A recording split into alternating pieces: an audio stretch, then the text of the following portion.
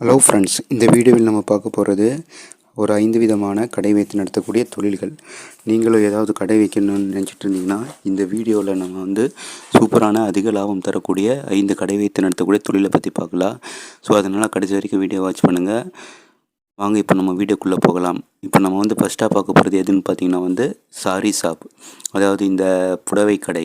இதுக்கு முதலீட்டை பொறுத்த வரைக்கும் பார்த்திங்கன்னா உங்களுக்கு ஒரு 2 லட்ச ரூபாயிலேருந்து 5 லட்ச ரூபாய் வரைக்கும் உங்களுக்கு தேவைப்படும். மாத வருமானத்தை பொறுத்த வரைக்கும் பார்த்திங்கன்னா இதுக்கு 15%லேருந்து ஏறக்குறைய ஒரு 30% வரைக்கும் உங்களுக்கு இதில் மார்ஜின் இருக்குது. உங்களுக்கு இது ஒரு நல்ல ஒரு தொழில் வாய்ப்பாக இருக்குது. ஸோ இந்த பிஸ்னஸ் கூட உங்களுக்கு நாளை தெரிஞ்சிச்சுன்னா இதை கூட நீங்கள் ஸ்டார்ட் பண்ணி பார்க்கலாம். இப்போ ரெண்டாவது நம்ம பார்க்க போகிறது குரோசரி ஷாப், மளிகை கடை. இந்த மளிகை கடை வைக்கிறதுக்கு உங்களுக்கு ஒரு 5 லட்ச ரூபா வரைக்கும் தேவைப்படும்.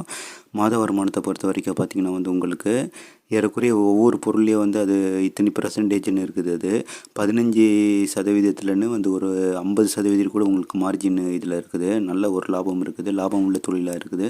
நல்ல இடத்த நல்ல ஒரு லொக்கேஷனை பார்த்து இந்த கடையை வச்சிங்கன்னா நீங்கள் இந்த மளிகை கடை மூலயமா நல்ல வருமானம் பார்க்கலாம். மாதத்துக்கு 1 லட்ச ரூபாய் நீங்கள் சம்பாதிக்கலாம். இப்போ நம்ம மூணாவதாக பார்க்க போகிறது வெஜிடபிள் அண்டு ஃப்ரூட் ஷாப். இந்த வெஜிடபிள் மற்றும் இந்த ஃப்ரூட்ஸை சேல்ஸ் பண்ணக்கூடிய காய்கறிகள் பழங்கள் சேல்ஸ் பண்ணக்கூடிய இந்த கடையை வச்சு கூட நீங்கள் ரன் பண்ணலாம். முதலீடை பொறுத்த வரைக்கும் பார்த்திங்கன்னா ஒரு 2 லட்ச ரூபாய் இருந்தால் உங்களுக்கு போதுமானது. அதே நேரத்தில் இதுலேயே உங்களுக்கு நல்ல ப்ராஃபிட் இருக்குது.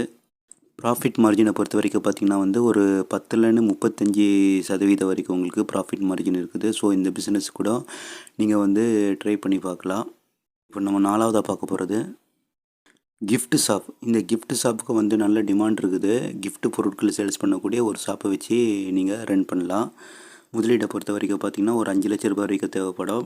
இதுலேயே ஒரு 20%லேருந்து ஒரு 40-50% வரைக்கும் உங்களுக்கு ப்ராஃபிட் மார்ஜின் இருக்குது. ஸோ இந்த கிஃப்ட் ஷாப்பை கூட வச்சு நீங்கள் ரன் பண்ணலாம். இப்போ நம்ம கடைசியாக பார்க்க போகிறது கிளாத்திங் ஷாப், அதாவது துணிக்கடை.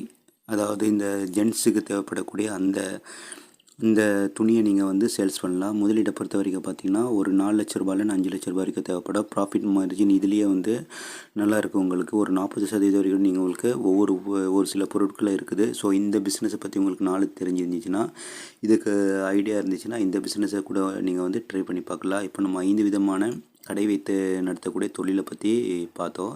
எந்த தொழில் செய்கிறதா இருந்தால் கூட அந்த தொழிலுடைய நாளை தெரிஞ்சுக்கிட்டு நல்லா ரிசர்ச் பண்ணிவிட்டு அப்புறம் ஸ்டார்ட் பண்ணுங்கள். அப்போ தான் உங்களால் ஜெயிக்க முடியும். நீங்கள் எடுத்தன் கவிழ் தண்ணி எந்த தொழிலை ஸ்டார்ட் பண்ணால் கூட அந்த தொழிலை உங்களால் ஜெயிக்க முடியாது. ஸோ அதனுடைய நாளை தெரிஞ்சுக்கோங்க. நல்லா ரிசர்ச் பண்ணிவிட்டு அப்புறம் ஸ்டார்ட் பண்ணுங்கள். அப்போ தான் உங்களால் ஜெயிக்க முடியும். நம்ம அடுத்த ஒரு வீடியோவில் அடுத்த ஒரு தொழிலை பற்றி பார்க்கலாம்.